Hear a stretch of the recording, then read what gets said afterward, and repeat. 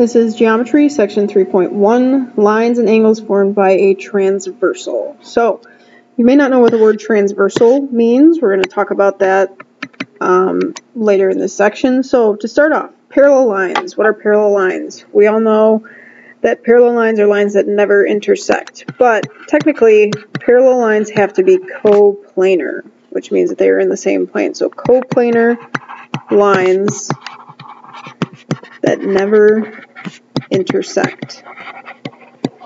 If we've got lines that don't intersect but are not in the same plane, we call those skew lines. So skew lines are non-coplanar lines that never intersect. So same thing as up here. Non-coplanar lines that never intersect.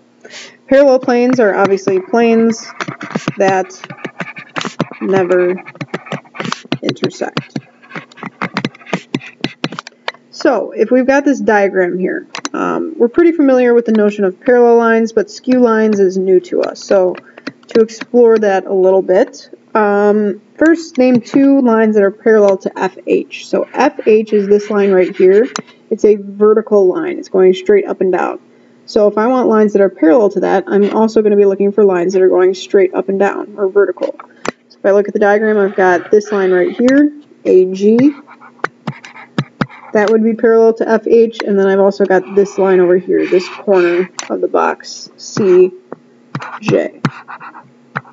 So those two lines would be parallel to FH. Next it says, name two lines that are perpendicular to AG. Well, perpendicular we know means makes a right angle with that line. So AG is right here, it's vertical, so I'm going to be looking for horizontal lines, because horizontal and vertical lines would make a right angle with each other. So if I look at each corner or each endpoint of this segment, I've got A comes all the way over to D. This line right here would be making a right angle. So AD would be perpendicular to AG. Same thing down here, GH would be making a right angle or perpendicular to AG. If I look here, if I was looking down at this box, so looking down at the top of it, this corner right here, A, BA and AD would also actually make a right angle with each other. Even though it doesn't look like it on this diagram, if I think about looking straight down at the box, this corner of the box would be a right angle. So BA would also actually work for this. Next question says, are AB and DE skew lines? So skew lines, we said, are non-coplanar lines that never intersect. So, first of all, if we're talking about skew lines, they can't be in the same plane. So we've got to decide, are these two lines in the same plane? We've got AB, which is across the top of the box, and DE. DE is also across the top of the box. So these two lines are actually in the same plane. If I extended these lines out, because remember a line goes on forever, so if I extended DE out this way and AB out this way, eventually these two lines are going to meet somewhere. So these are not skew lines, because eventually they will intersect if I extend them. So now determine if each of these pairs of lines is parallel, skew, or intersecting. So GH and JH. First of all, if we notice, both of these lines have point H on them. And if we look at the diagram, GH, JH, those two lines are going to intersect at point H. So if I've got two lines, I'm asking you if they're parallel, skew, or intersecting. If they have a point in common, those lines are automatically intersecting. We'll just write a capital I for intersecting. Next says DF and CJ. So DF is across the front of the box. This box, this picture is kind of like a box with this corner chopped off of it. So DF is actually across the front of the box. CJ is along the back right side of the box, so it's going straight up and down. If I extend these on my paper, it looks like these lines are going to intersect, but actually, since DF is on the front of the box, it's in line with the front of the box. The front of the box is parallel to the back of the box, if I could see the back of the box right here. So since this line, CJ, is across the back of the box, and DF is across the front of the box, even if I extend these lines, this is always going to be in front of line CJ. So these lines are actually never going to intersect. These are going to be skew because they're on different planes, but they're never going to intersect. Next one is AB and JH. So AB is right here, top left. JH is over here, bottom right. These two, even if I extend them on the paper, they're never going to intersect. Now, are these parallel or are they skew? Well, even though this is on the top left and this is on the bottom right, I still could draw a plane diagonally through the center of the box, like this. So I could slice the box in half diagonally and draw a plane through both of these lines. So technically, these two lines are coplanar. These are going to be parallel lines. Next one is FH and AB. So FH is going straight up and down. AB is going front to back, across the box, across the top of the box, front to back. FH is across the front of the box, going straight up and down. So they're not on the same plane. AB is on the top and the left. FH is only on the front and the right. So they're not coplanar, so they can't be parallel, but they're also never going to intersect because FH is going to keep going up and down forever. AB is going to keep going front to back forever. So these are also skew. Next one says GH and BC. So GH and BC, this is the same thing as AB and HJ. Even though there's no plane drawn in, I could draw a plane diagonally through the box that has BC and GH on it, but those are never going to intersect, so those are going to be parallel. Next one is DG and BC. So, erase some of this stuff on here. DG would be this line across the front of the box. Remember, we can just draw that line in. BC is across the back top of the box. So again, this is kind of like DF and CJ. So these are not in the same plane. DG is on the front, BC is on the top and the back. So they're non-coplanar, but they're never going to intersect because DG is going to keep going like this, up and down forever, but there's this space in between the front and the back. So BC is going to keep going side to side forever. Even though it looks like these are going to intersect, DG is actually in front of BC. It's never going to touch BC. So these are, again, skew. DF and GH. So DF and GH. DF is right here. It's on the front of the box. GH is right here. It's also on the front of the box. Since they're both on the same plane, if I extend them both, DF and GH would intersect eventually right there.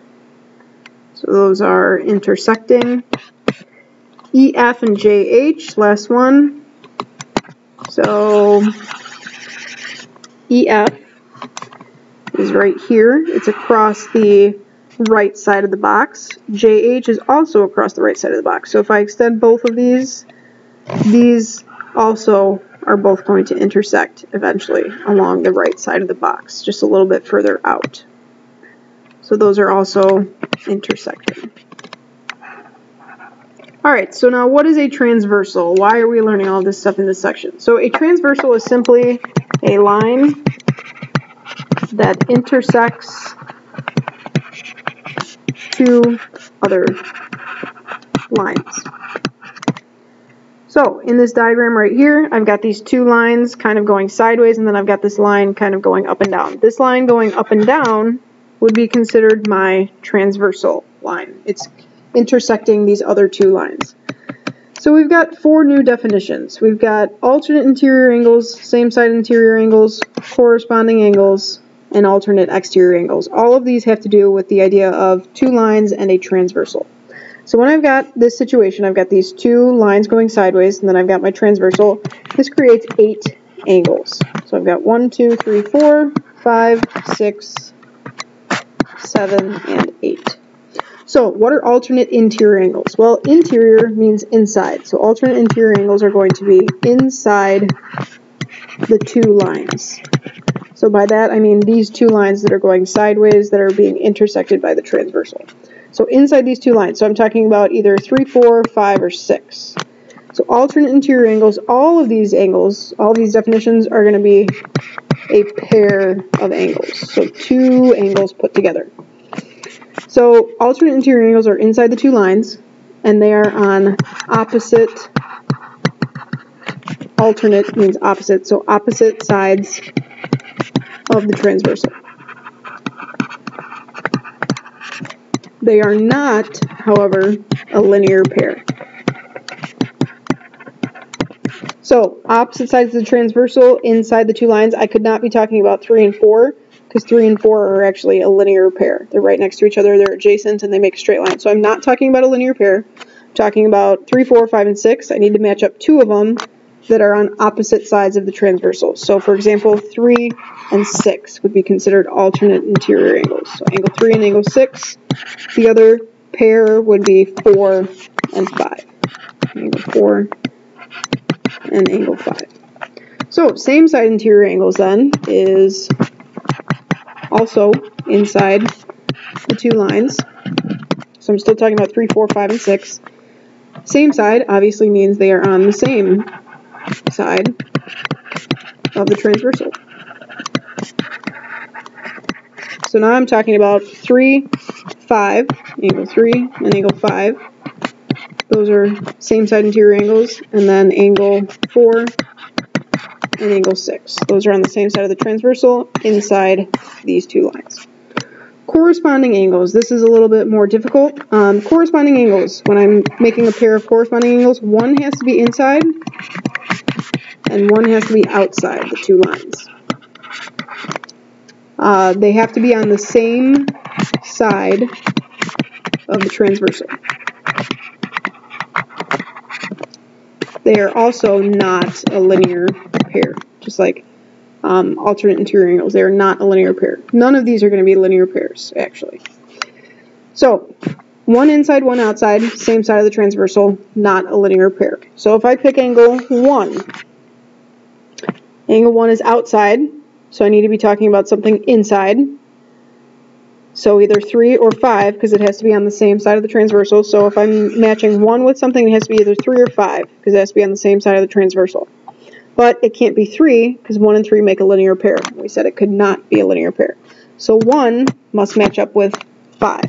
If we think about it, corresponding angles really means which angles are in corresponding positions. So if I break up these 4 angles, 1, 2, 3, and 4, with these 4 angles, 5, 6, 7, and 8, I'm really talking about which ones are in corresponding positions. So angle 1 is on the top left.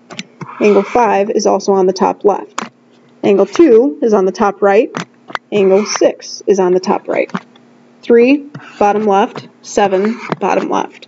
So those are all corresponding angles. So angle 1, angle 5, angle 2, and angle 6. Then we said angle 3 and angle 7. And finally, the last pair would be angle 4 and angle 8. Last one, alternate exterior angles. So you're probably catching on to a pattern. So alternate means opposite sides of the transversal. And exterior means the opposite of interior. So we're talking outside the two lines. And this is also not a linear pair. So alternate exterior. Now I'm talking about the 4 angles outside the two lines. So 1 and 2 and 7 and 8. So they have to be basically opposite from each other. So 1 would match up with 8, because 1 can't match up with 2 because that's a linear pair. So 1 and 8, and then 2 is opposite from 7. So 1 and 8 and 2 and 7. Angle 1 and angle 8, angle 2 and angle 7. Finally, now that we know all of that, we're going to classify all of these angle pairs using these two lines and this as my transversal. So I've got 1, 2, 3, 4, 5, 6, 7, 8, just like before. So 1 and 2, we knew what those were before today. So 1 and 2 are just a linear pair. We'll just abbreviate that LP. 3 and 2, we also knew what those were before. Hopefully that looks familiar to you. 3 and 2, those make an X. Those are vertical angles. Again, we'll just abbreviate that. 6 and 2 is what we learned today. So 6 and 2. 2 is outside, 6 is inside. So whenever you've got one outside, one inside, that's corresponding angles. Those are in corresponding positions. They're both top right out of these 4 angles and these 4 angles. 5 and 4, those are both inside, and they are on opposite sides of the transversal from each other. So opposite means alternate, inside, interior. So alternate, interior. 3 and 5, those are both inside, 3 and 5, but those are on the same side of the transversal, so those are same side, interior. Next one, 1 and 8.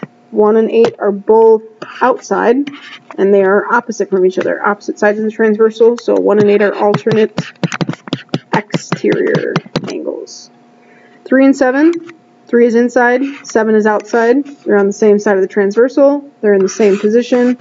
Out of these 4 and these 4, bottom left. So 3 and 4 are corresponding angles. 2 and 5.